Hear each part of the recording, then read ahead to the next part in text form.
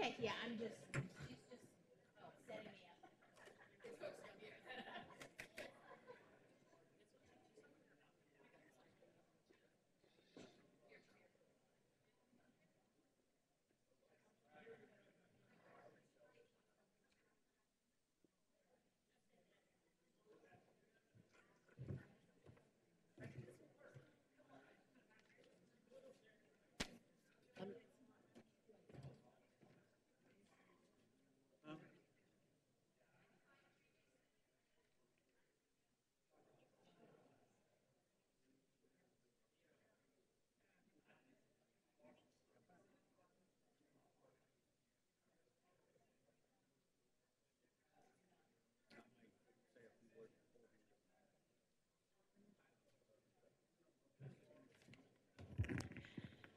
Good evening, and welcome to our April Collin County Hobby Beekeepers Association meeting.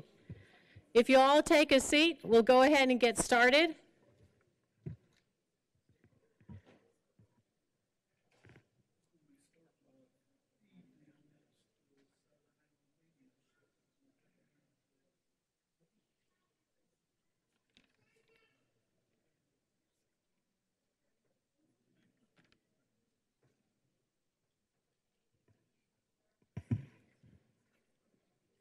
It's good to see so many of you all out. I've asked John Talbert if he would come and give us an invocation prayer. We're very thankful to have John as a part of our club, and if you'll just join me now, thank you. All right, in this time of turmoil and all around the world and in our country, we think it's a good idea if we ask Lord's blessing on us and remember our honeybees. Most gracious Heavenly Father, we thank you so much for the opportunity to gather here to share in this time of fellowship and learning more about that most wonderful insect that you provided for us, the organism that we all work around all the time. And Lord, the one that you put out and for us to be there to take care of them. Lord, we ask that you be with our country, help us get rid of some of this divisiveness that we have and learn to work together like we used to and to understand each one's viewpoint. Lord, we thank you for this day. Open our hearts to receive a blessing and be with us today as we learn more about that wonderful bee, the honeybee. In Jesus' name we pray. Amen. Thank you, John. At this point, I'd like to go ahead and welcome our new visitors to our meeting. Anybody who is out in the audience that is new, I'd like you to stand up, tell us your name and what prompted you to come to our meeting. Anybody here over in this section? Go ahead and stand up.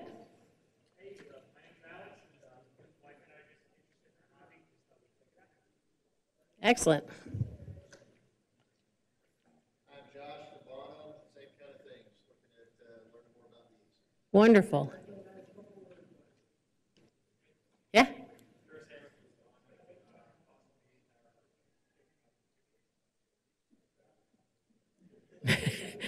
Did you say they came 2 weeks ago? Oh, in 2 weeks. Oh, advanced learning. Very good, very good. Okay. You, sir?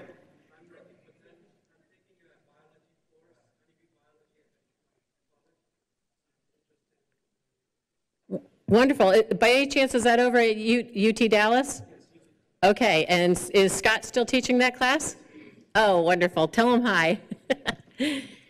Is there anybody else in this section over here, man?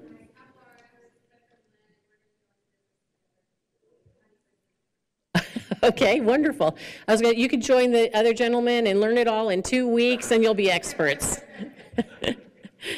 Anyone else?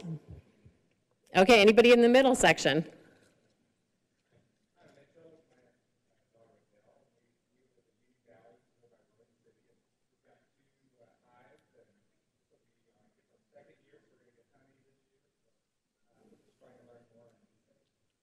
All right, very good. Anyone else here in the center? Okay, and how about over here on this side? You're all old timers and you know it well enough, right? So now you're going to volunteer to mentor everybody over on this side, right? Okay. Well, I'm glad that you're here. We are a group of hobbyists, predominantly hobbyists, but we do have commercial people with us. We have people who are just in the middle here just for an interesting hobby, wanting to learn something new. The best thing that we can offer you as a club is friendship. But it's a two-way street. We're going to ask you to be friendly, we're going to ask our members to be friendly and try to get to know each other. With that, we will have a break about midway in our meeting tonight. Just feel free to roam around and introduce yourselves to each other, and hopefully we can continue, like John said, to disseminate the information that we have. There is no right and wrong way to do beekeeping. You can do everything right, lose your bees. You can do everything wrong, have wonderful honey production. But we can help you with what the textbooks say, and support each other with our successes and our failures. At this time, the announcement loop has not been. Sorry, we're still working on the announcement loop. There will be an announcement loop that will run on these screens during our mid-time meeting. If you miss any of the announcements, we will be posting that loop on our membership website. By the way, how many of you have renewed your memberships this year? All right, very good. Did anybody not renew their membership and suddenly notice that we have a new login to the Beeline? Okay, we have a new login for the Beeline, members only. If you have not renewed your memberships, please see Mike Hatch out this store here in the hallway. Membership is $25 a year. You'll have access to our Beeline. It is online in color. This is black and white copy. But this, we have tried our best this year to make this a valuable part of being a member. We have announcements in here that are going on throughout the months for our club, but we also have special articles of interest. Of course, you know, I don't think you can ever say enough about that varroa mite. We have different links in here to help you with good information, sites that you can trust, as well as sites that will lead you to research so you can learn about the topics yourself and determine for yourself which is the best path forward. I believe that was it. Okay, I'm going to go ahead and have our Queen and Princess come up. Well, you can support her standing in the background.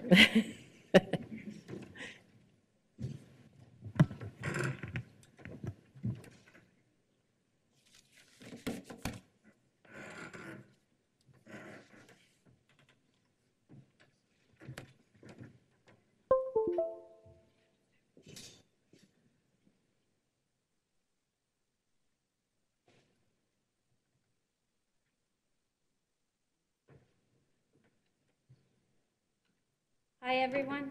Oh, the mic's not on. Test. Hello, everyone.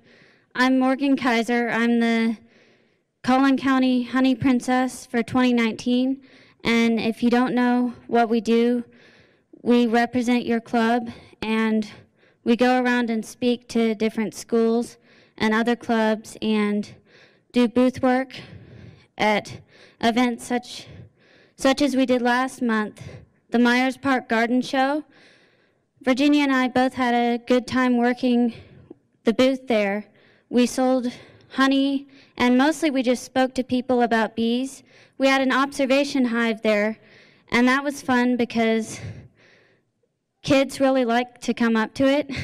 And I had a good time showing them the bees and pointing out things. Both kids and their parents were very amazed to see the bees and what they were doing.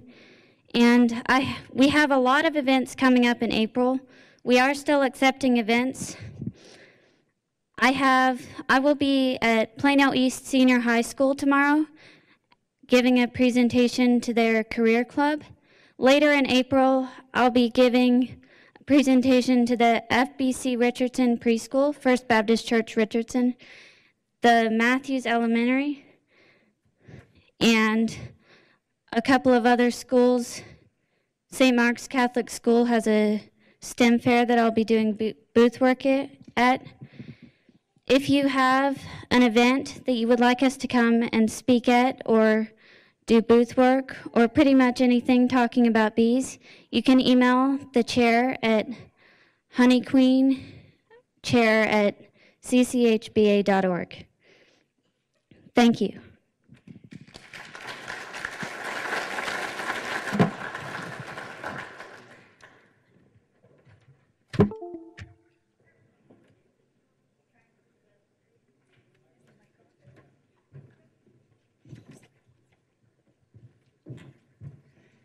Hi, everybody. How are you? Awesome. Well, it's so great to be here. As you know, spring's a really busy time. But along with that busy time, I want to pass out some thank yous. We are becoming, if we're not already, a 501c3. And this past year, we asked for donations for the scholarship students. And we have 9 of them. Would you guys raise your hands and wave? There they are. Thank you so much for being here, guys.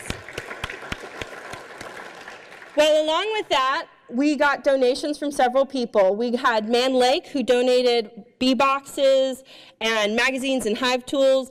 And we had Daydant, which donated smokers. I love those Daydant smokers. The same kind I got when I was a scholarship student. I still have it. It's 13 years old now. And then we had Texas Bee Supply, which donated so much stuff. They donated boxes and they donated bee suits, and we're just so appreciative for all that they've done for us, for all of these groups that have pitched in and helped. And I just wanted to make sure that you as a club knew that we received from these companies and that you would, continue to give them patronage. Thank you so much for these companies. Give a hand up for Blake as well, who's here tonight. Have a great evening. I hear it's going to be a good talk.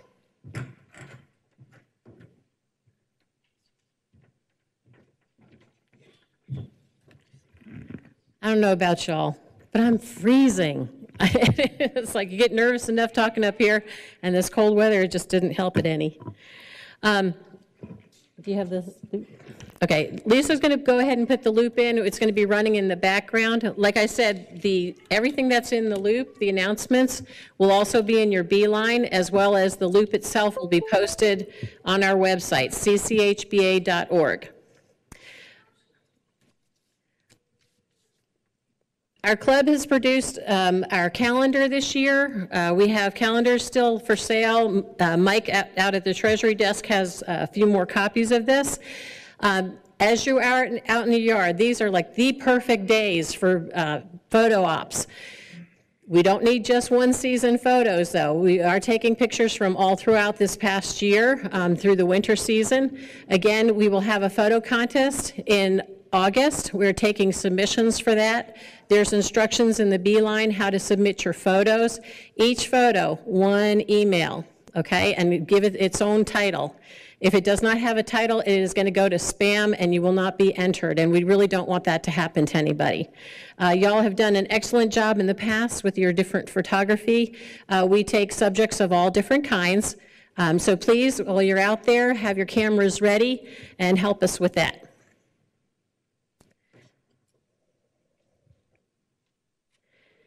Anybody who is here, like the gentleman in the green cap, who is getting his bees shortly, we are trying to restructure our Beekeeping 101 class.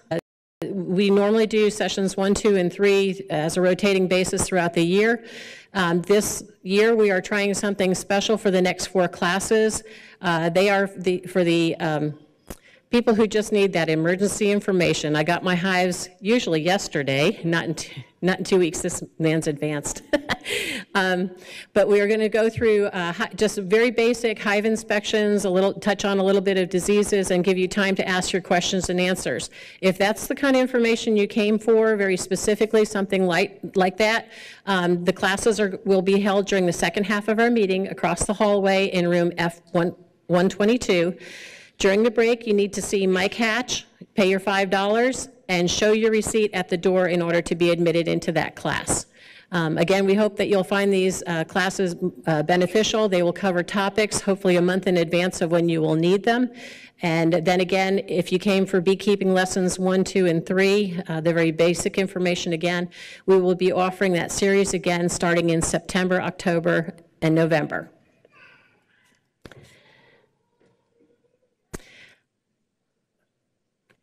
I'd just like to put a plug in for our club. We are a 100% volunteer-run organization. As such, we do periodically need help with different topics of interest, especially our mentor program. However, there are different offices within our club. There are different avenues you can help us. We'd really appreciate it. Dave Allen in the very back there by Skip Talbert. Wave your hand. There you go. He is manning our volunteer table. He has a list of different positions available. If you would like to help with the club, or if you are interested in our mentor program, please feel free to sign up over there during the break. One of our club members took the initiative in his own way, in his industry, to help us with plant raffles. Kurt Kaufman does a landscaping business, and as such, he has created our plant raffle in the back.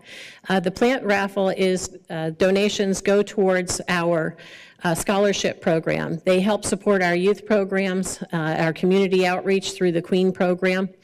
Again, the club is trying to reach out to the community, get the word out there about the bees, the pollinators, the importance of the bees, the uses of honey, and that's all to help you as our club members as well, because you will be producing products throughout the year. You want to be able to keep your bees in your backyard as well as out in more rural areas. Help us help you. Again, please support our plant raffle. And those tickets are $1 each. Anytime right after the break, we will have a drawing for those tickets. If you are interested in the Beekeeping 101 class and your number is called, we will make sure that we will come in there and find you with your ticket.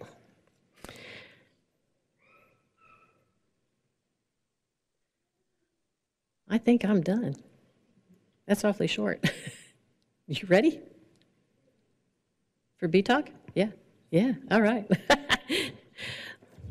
All right, I'd like to introduce you to Blake Shook from Texas Bee Supply. He will be doing our Bee Talk tips and question and answer time. If you can make it 30 minutes. No problem. Okay.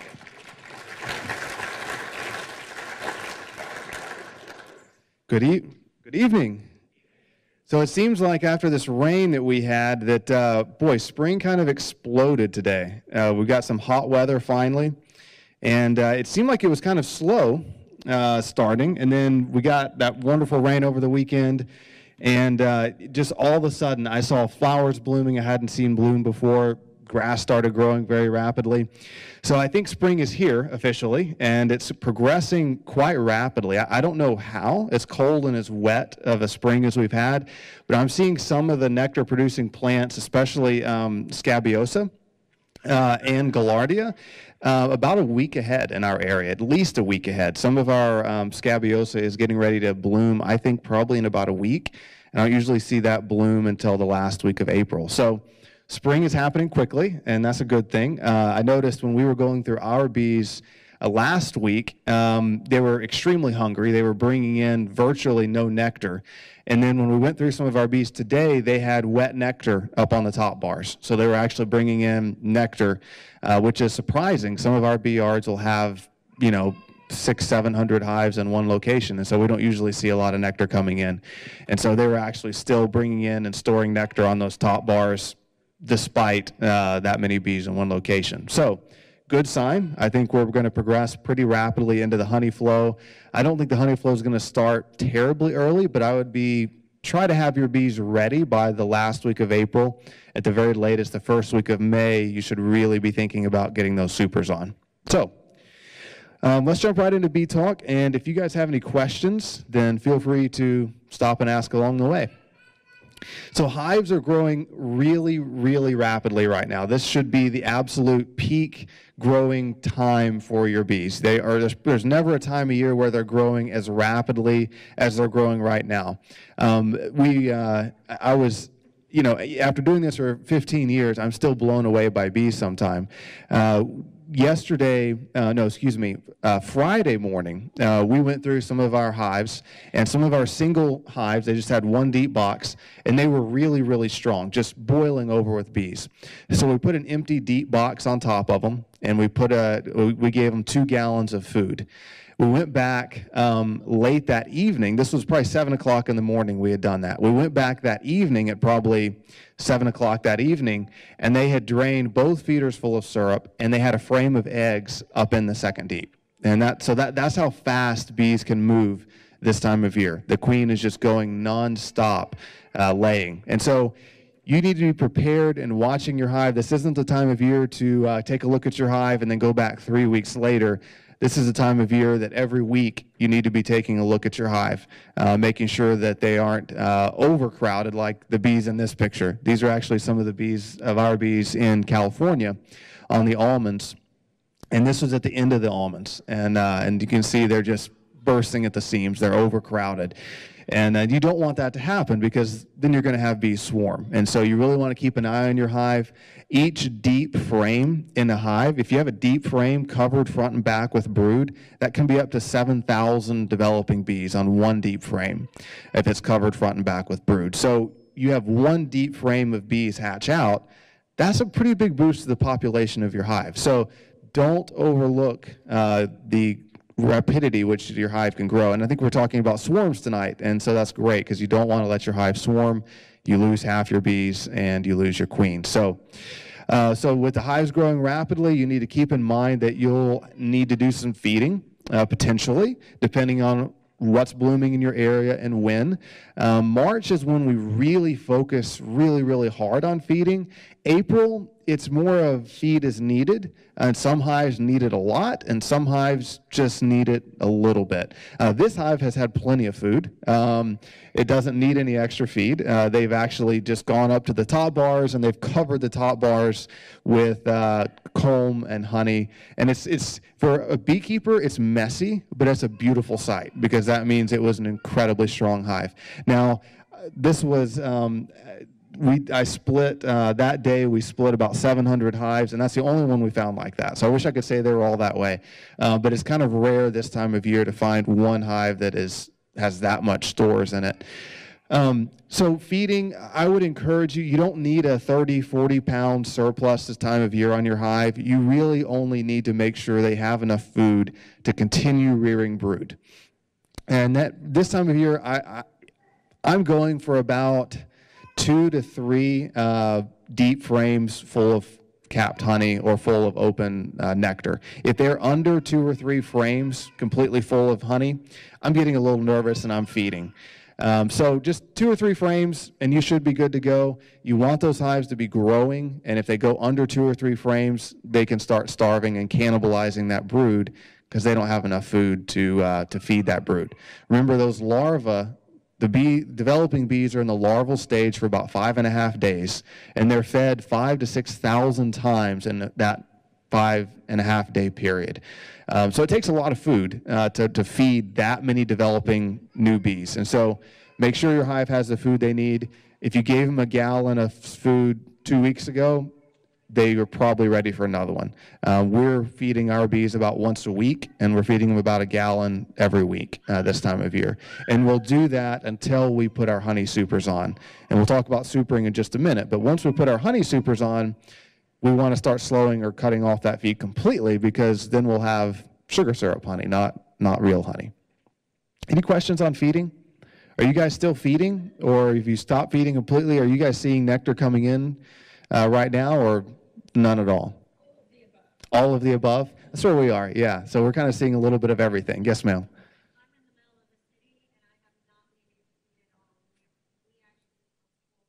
Fantastic. So you're in the middle of the city. You haven't had to feed at all. Your boxes are full of honey. Fantastic.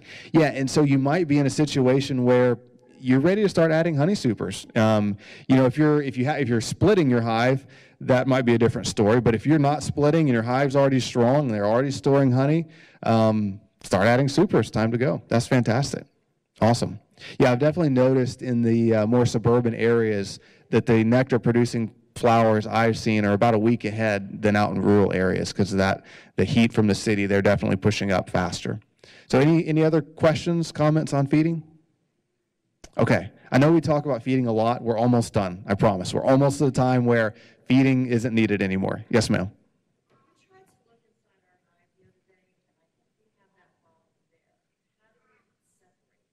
So you looked in your hives a few days ago and you have this problem here, and then how do you separate it? So this is a good problem. It means your hive's bringing a lot of nectar, they're starting to run out of room, and so they're just drawing out comb and storing honey anywhere they possibly can. So that's a good thing. So this is on the top bars. So is that where you had the excess in between the two boxes? So that's extremely common. Sometimes you'll have pupa or larvae between the frames. They'll oftentimes raise drones between the frames. Drones don't get any special treatment. They're just kind of stuck wherever they can get them. And so usually that's pretty much always drone brood. So don't feel bad scraping it off. It's just drones. So what we do in this situation is we just scrape it off. So smoke it so there's no bees left on it, and then we just scrape it all off, and go ahead. So how do you separate the two boxes? Okay, so if it's that stuck together, you know, there's no easy way to do it. It's not every frame. Yeah, so you really just have to, you've got to lift up on that top box and get your hive tool and just kind of work it between the boxes, popping one frame at a time apart until they all pop loose, and then you can lift up the box and start scraping. So that's the only way to do it. It's kind of hard, heavy work. Yeah. Any other questions on feeding? Yes, sir.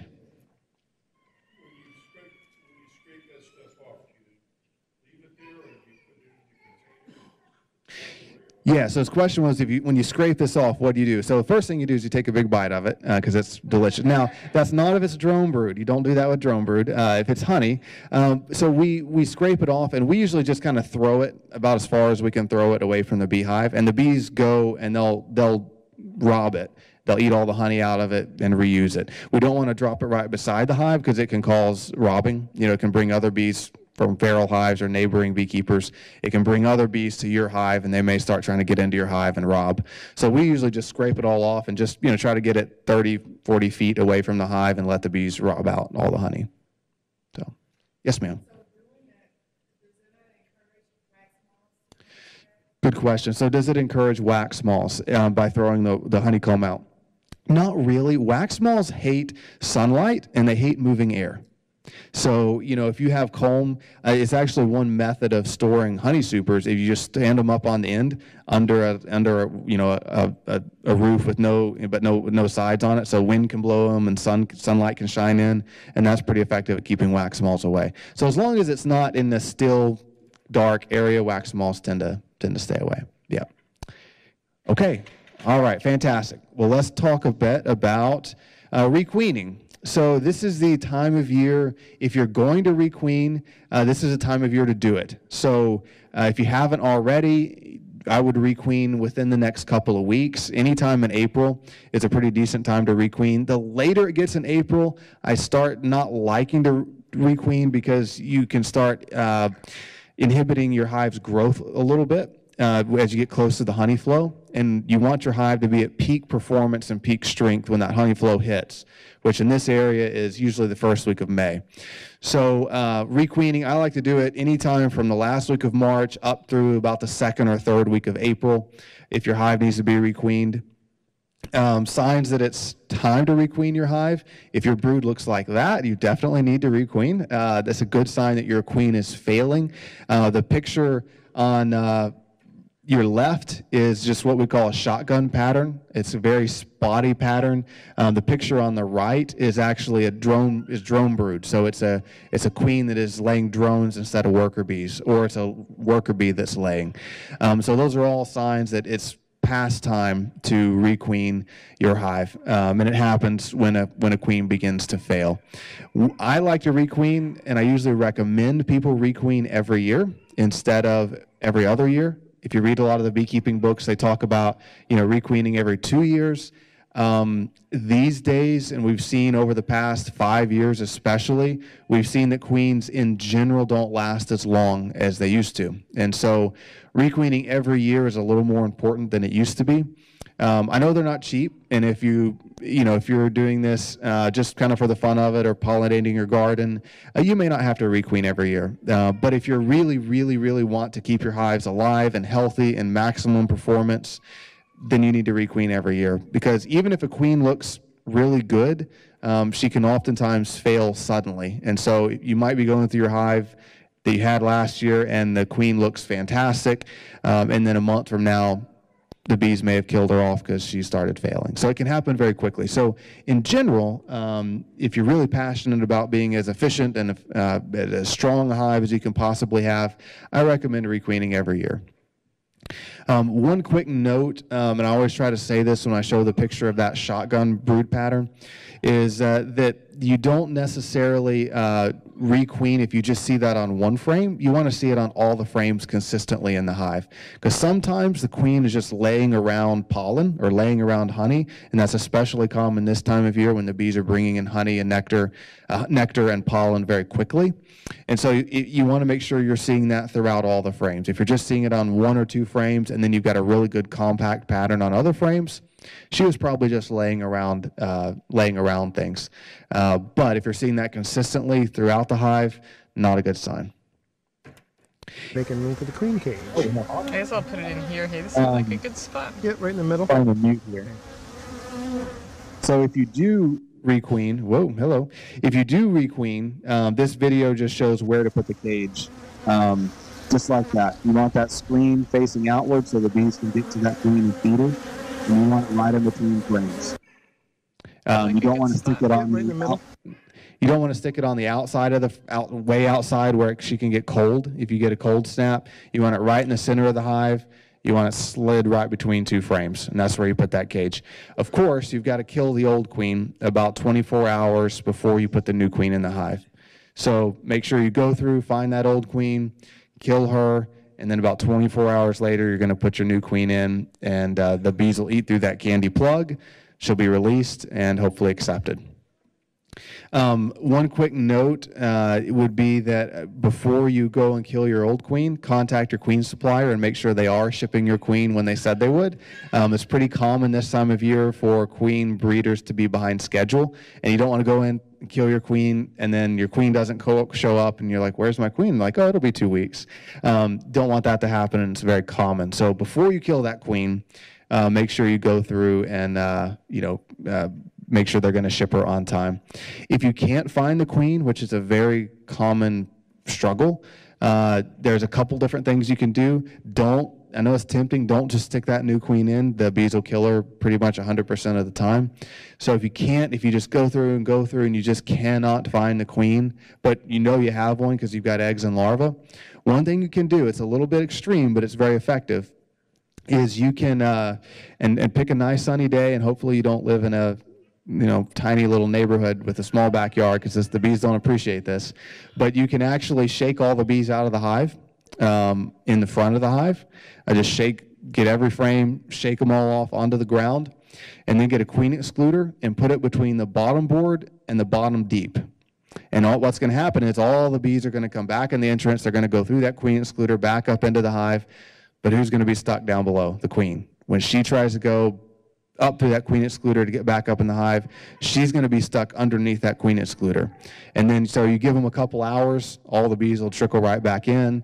You go through, you tip up that box, and she's going to be on the underside of that queen excluder, right underneath the bottom box, and then you can kill her. So that makes sense. So it's a bit extreme, but it does work if you really can't find her and you feel like you do really need to requeen your hive. So, and then once you put that new queen in, you wait about 7 days before you go back and see if she was accepted. So about 7 days later, you go back. First thing to do is check that cage. make sure she was actually released. If she was, then what I do is I pick up a couple of the center frames and I look for eggs. If I don't see eggs, if I do see eggs, I'm done. I put it back together, I move on. If I don't see eggs on those middle couple frames, I still put it back together and I give them another 3 or 4 days. What you don't want to do when you've just introduced a queen to a hive is spend 10, 15 minutes rummaging through the hive looking for the queen, because the bees don't really recognize that new queen yet. She's brand new to the bees. And so if you leave that hive open too long, what little pheromone she has spread throughout the hive starts dissipating, and all of a sudden the bees don't recognize her anymore, and they'll oftentimes kill a new queen. So don't spend more than about 1 minute to 2 minutes in that hive. You want to be in, out quickly at day 7. If you see eggs, you're good to go. Give them another week before really bothering them. If you don't see eggs, give them another 3 or 4 days. Go back, look for eggs again. Still don't see eggs, they probably didn't accept her. And at that point, you need to get a new queen. You need to ideally add some brood to that hive and get a new queen in there. Most of the time, bees do accept that new queen. So it's not, 50-50. I mean, the vast majority of the time, if you kill that old queen and you introduce that cage properly, she will be accepted. If they didn't release the queen from the cage, don't release her, because 90% of the time, as soon as you release her out of that cage, she flies away. And it's like it's like $20, $30 just floating away in the air. So don't open the cage and release her. What you need to do if they didn't release her is get a toothpick and poke a hole through the candy, and then put the cage back in, and that'll speed the bees up. They'll usually then release her within about a day. So that's what you do if she's still in the cage. So any questions about requeening? Okay. I either explained that really well or you guys are really confused. Yes, yeah. Which was it? Okay, sure. Yes.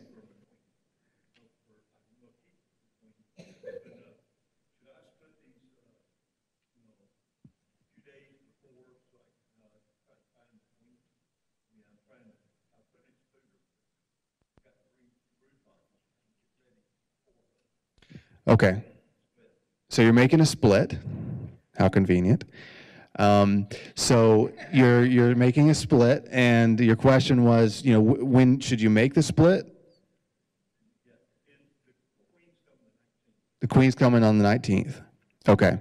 So I would follow the same principles as if you're requeening a hive, in that, before you make that split, because a split should remain queenless about 24 hours before you introduce a new queen, I would, about 2 days before your queen's going to arrive, call the queen breeder, make sure they're going to ship in the next day or so, and then go ahead and make the split once you get that confirmation, and then make your split. It's fine if splits sit longer than 24 hours without a queen.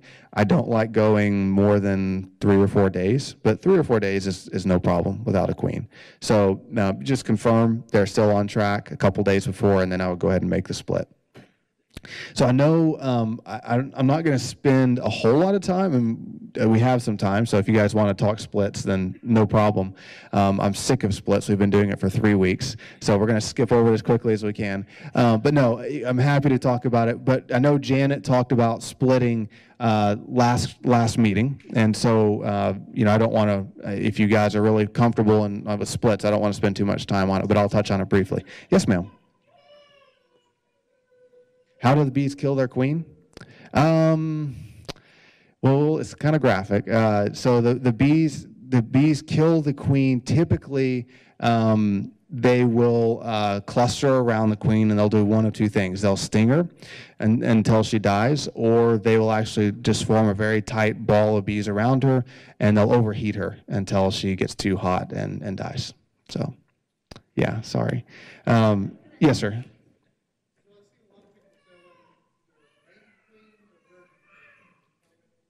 Yeah, so you see a lot of folks selling mated queens or selling virgin queens. So in general, I go with mated queens. The virgin queens, in my limited experience purchasing them, they tend to be a little not quite as hardy as a mated queen. I've had a lot of them show up dead in greater numbers than mated queens. If a virgin doesn't mate within about 2 weeks after she's hatched, then she's typically never going to mate. And so there's kind of that, how long was she at the breeder? How long did it take to get here? How long until the bees release her? You can kind of start really running up against that timetable. Usually they're 10 or so bucks cheaper than mated queens. In my opinion, $10 is a small price to pay for a queen we already know is mated, laying, ready to roll. So my opinion would be go with a mated. Yeah. Now, queen cells is a whole other topic. So, you can buy the queen cell where the virgin hasn't even hatched out of the cell yet. And we do use a lot of those, the unhatched virgin queens. And that's kind of a whole nother ball game. They're very cheap. They're $3 to $6 a piece. And your hive is essentially a mating nook. And so you're putting that cell in a hive. She's hatching out in there. She's going on her mating flight. She's coming back. She's starting to lay. And so they work fine. Most people, though, typically commercial beekeepers are the ones using cells. And it's very hard to find someone that would sell, less than a couple hundred at a time. Usually that's just something that's sold, they only like selling a couple hundred. Usually it's like, how many thousand do you want? And so it's really hard to find those in small quantities. They work great. It's just the availability is hard, and you've got to pick them up and get them right in the hive right away. So they're a little trickier. But yeah, good question. Okay, so for splitting, this is how I lay out a split typically. 3 or 4 frames of brood in the middle, and then a frame of honey and pollen on the outside, and then some empty frames on the outside of that. And a split can be a very simple thing. It's really ultimately just equalizing brood and honey throughout your hive between 2 deep boxes, and then pulling off one of those deeps, putting it in a new location, waiting 24 hours, and adding a queen to it. So that's it in a nutshell. Yes, sir. Yes, that is correct. If I was running 8 frames in a feeder or 8 frame equipment. Yeah, so same principle. I mean, I would put 8 frames, and the middle 3 or 4 frames brood. On the outside of that's going to be at least. I don't like to make a split with less than 2 frames of honey and pollen. So at least 3 or 4 frames of brood. This time of year, I'm pushing more like 4 frames because we're getting a little later in the year. So and then at least 2 frames of honey and pollen, and then you can have a couple empty frames as well. So, a couple quick things to keep in mind on splits.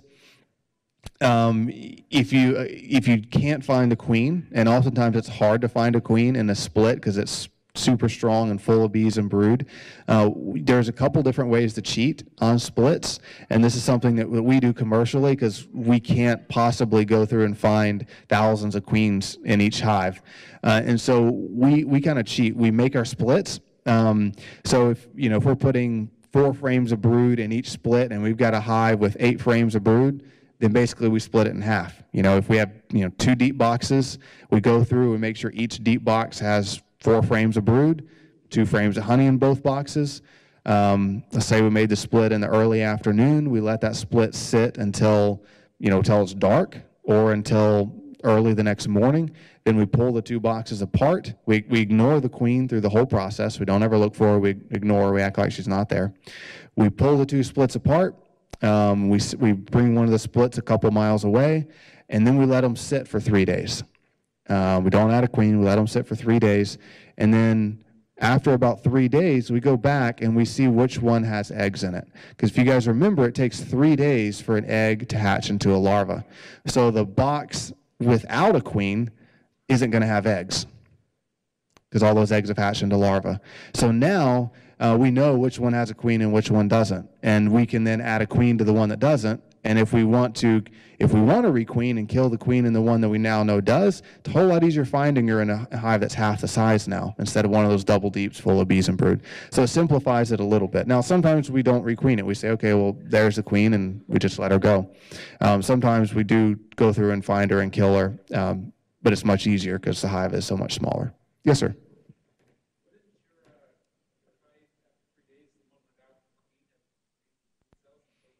Absolutely, yeah. So the question was, the hive that she left for 3 days, wouldn't they have made some queen cells, filled up the queen cells? Yeah. Excuse me, absolutely.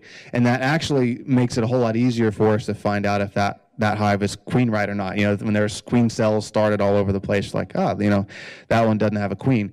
But, you know, they're going to be brand new, fresh queen cells, and they're still, you know, about 10 days from even hatching. And so if we go through at that point and put a new queen in, all of a sudden there's queen pheromone in the hive. The bees are typically going to tear down those cells because they now know they have a queen. If the bees don't tear down those cells, once that queen is released from the cage, she's going to go tear down those cells. So yeah, it works. Yes, ma'am. Mm-hmm.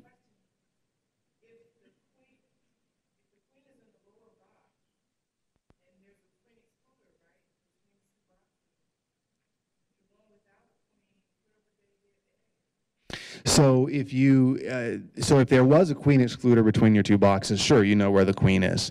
I think we're talking about if there is no queen excluder and she's laying in both boxes, and that's when we do that split. Yeah, if you've got a queen excluder on it, then you know, same principle could apply if you're making a split. You're going to take some frames of brood from your bottom box, move them into your top box, and then move that box away as a split. And you might have moved the queen upstairs, so you would still want to wait the 3 days. The easiest thing is just to find the queen, and then you know exactly where she is. But you know, that's hard for everybody. So, yeah.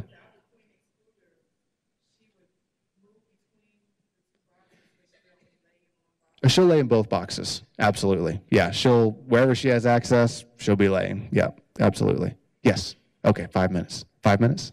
Okay. Let's roll. Okay. So swarming, we're not going to talk a lot about swarming. The hive on the right is actually swarming.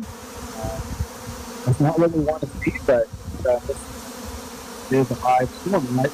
It's really cool to see how fast they come out of a hive and swarm. This is one we took not long ago. The hive was swarming. And then another picture is capturing a swarm. I hope you watch at the same time. There we go. So you guys have all captured swarms, I'm sure. It's just fun. So there you go. I'm not going to spend really any time talking about swarming because you're about to hear a whole presentation on it. So just keep those boxes on. The general rule of thumb that I always follow to prevent swarming is when any one box is 75% full of bees or honey, time for another box. And if you follow that principle, you'll typically be adding boxes quickly enough that they're not going to swarm. The other note that I would make is that typically if you see swarm cells in a hive, so if you see those long swarm cells, swarm cells are typically along the bottoms of the frames or the sides. If you see those swarm cells, the tendency for everyone is to go and wipe out all the swarm cells. You know, oh, I'm going to go kill all the swarm cells so my hive doesn't swarm. Unfortunately, that rarely stops a hive from swarming. Usually, we miss a cell, and a virgin queen hatches out anyway. Sometimes the hive just goes, well, you know, tough luck, we're leaving anyway, and the swarm swarms, and your old hive's left without a queen. The only effective way I've ever found, and I'm fascinated here, we might have some new theories today, but the only thing I've ever found to stop a hive from swarming once they've already raised those swarm cells is to make a split. And the split, you know, once we basically split the whole hive apart and make a split, it so disrupts the hive that it typically shuts the swarming down. But that's the only thing we've ever found that can actually stop a hive from swarming once they've started the process. Last thing I want to touch on is supering, and we don't have a lot of time, so I won't spend a whole lot of time talking about supering. This is how all beehives should look. This is a standard Langstroth supering job in North Texas. And if your bees don't look like this, then you're just doing something wrong. No, we actually completely staged this picture. We stacked it all up and we sent it to all our beekeeping friends and said, "Hey, look what North Texas can do." And there weren't even any bees in the hive. So with supering. The biggest thing, again, kind of like I talked about with swarming, the big thing to keep in mind is anytime a box is 75% full, it's time for another box. So if you have a hive right now that you're not going to split, that is already starting to fill up supers, that's fantastic. Once that super gets 75% full of honey, time for another super. If you just have a single deep box because you've made a split, once that single becomes 75% full of bees, brood, or honey, time for another box. You can add supers now. If you're not going to make a split and your hive's already getting strong, go ahead and add a super. As far as a few details, always keep in mind that if you have a super of comb, an already drawn out super, and you put it on your hive and you keep feeding your hive, they will store that sugar water in the super. And it's not going to be honey, it's just going to be sugar water. You can make a lot of it, but it's not honey. So if you add supers of honeycomb, that's when you want to stop feeding. And what sometimes it's this early, sometimes it's a guess as to whether or not your honey flow has actually started in your area. Some areas, like you were just saying, have already started. And so you can add that super, and if the bees start filling it up with nectar, fantastic, you're going. If you add that honey super and stop feeding and you go back a week later and there's like nothing up there, then you may want to pull it off and give your hive a little more food and try again in a week. The slight difference would be if you have foundation instead of comb. So if you don't have honeycomb already drawn out, but you've just got foundation, let's say you're just getting started in beekeeping, then I'd go ahead and put it on your hive without a queen excluder, because bees are not going to move through a queen excluder to draw out honeycomb.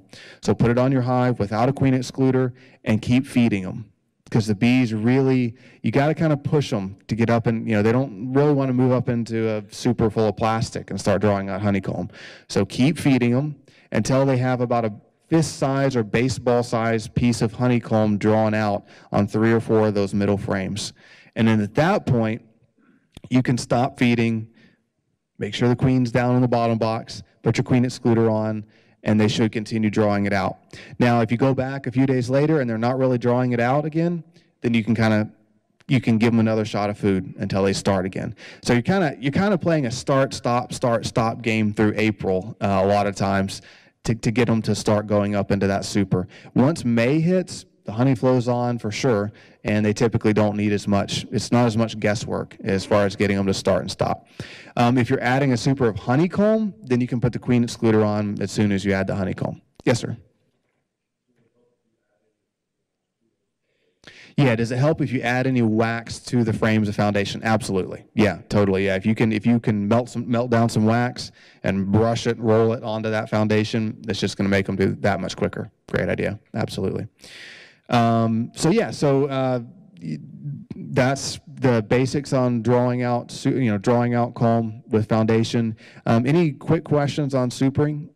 I know it's kind of a tough one if you've never done it before, but you typically this time of year you want to err on the side of adding too early rather than too late. You add too late, and you can miss a bit of a honey crop, or you can cause them to swarm. Adding it too early, the worst thing that's going to happen is, well, it just sits there. It's not going to hurt anything this time of year. So, couple quick questions, or no? Yes? Quick questions? Yes. Okay.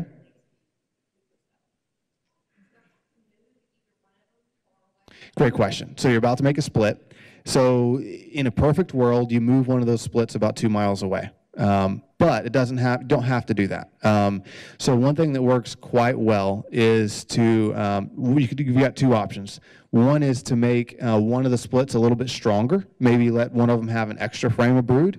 And then whichever one gets the extra frame of brood, you can set it 4 or 5 feet over here and leave the weaker one right here at the original place. The weaker one's going to kind of get all your foragers. The stronger one, they've got an extra frame of brood. They're going to keep all those nurse bees. It should balance out. The other option, and we do this a lot of time commercially, we get sick of moving bees all over the place. So we make all our splits, we set off our splits, and we totally rearrange the bee yard. And no one knows where home is anymore, and they typically kind of drift back equally. And it works pretty well to just, if you've got 2 hives, if you make 2 splits, just don't put any of them where the original hive was. And, put them both 10 feet back and 4 feet over, and they'll kind of trickle back pretty evenly between the 2. So, any other questions? Okay. Oh, yes, ma'am.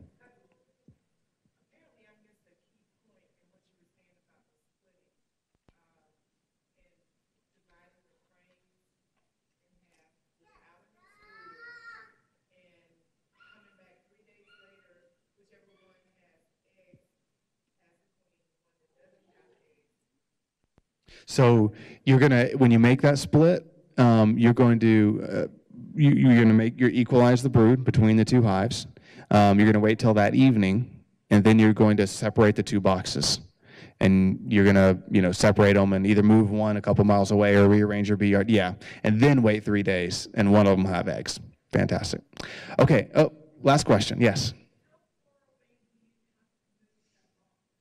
How far away do we have to move that box? So, I mean, if you want to be really safe, about 2 miles, we've moved them a half a mile all the time, and it seems sufficient. So half a mile, 2 miles, it typically works out to where it's usually enough to just move them about a half a mile to a mile, and it disrupts their positioning enough that they'll reorient to the new location. So, yeah. Okay, well, I'll be over here to the right during break time. If you guys have any questions, feel free to catch me. Thank you.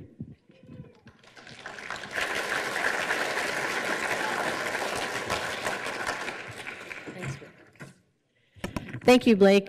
And I forgot, it's Desert Creek honey. I keep saying Texas Bee Supply, Desert Creek honey. At this time, I don't know if anybody remembers last year, Sean had done a private workshop out at his place on raising queens, and he's offering that again this year. So I'm going to let him explain that program. All right. Basically, what I'm trying to do is to teach the small beekeeper how to raise some queens on their own so that they can build up their bee yard without having to go buy more bees all the time. And you're going to have to replace them one way or another because bees do die. Anyway, I'm going to start this next Saturday with the medium hive. If you bought one of the bee hives that I built and sold at the Christmas auction, the 2-frame deeps or the 3-frame mediums, then I want you to come and get this. We'll go through the stages, make some nukes, and hopefully you'll take bees home at the end of the month. The first one's going to be for mediums, so I'm wanting people to have either the 3-frame mediums or a 5-frame medium hive.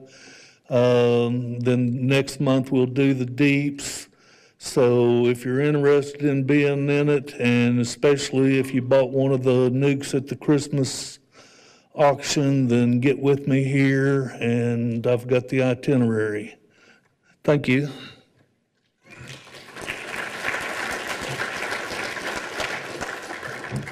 Okay. Last year, I just want you to know, Sean's technique was very impressive. We all noticed that somewhere around the end of August, we all saw a very unusual lack of drones, and yet those that raised the queens in Sean's medium boxes following his technique all went home with a queen. I was quite surprised. I didn't think that it would happen, but it did. So I'd like to go ahead and dismiss everybody for, oh, excuse me. Who got a white ticket when they came in and got their number? All right, get those out.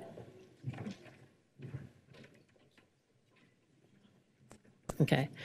We're going to give you about a 15-minute break. As I call these numbers, if you'll make more than a squeak to let me know that your number has been received.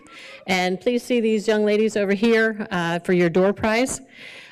During the break as well, in the back corner, we now have a fragrant sumac plant for the drawing. This is an excellent sort of pollen and early nectar in the season.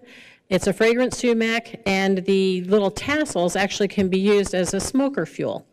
So please be sure to visit that table in the back. I'm going to call the last 4 digits. First one is 2824. More than a squeak. There you go. Okay, we got a what? How about a 2844? What's that? 2844?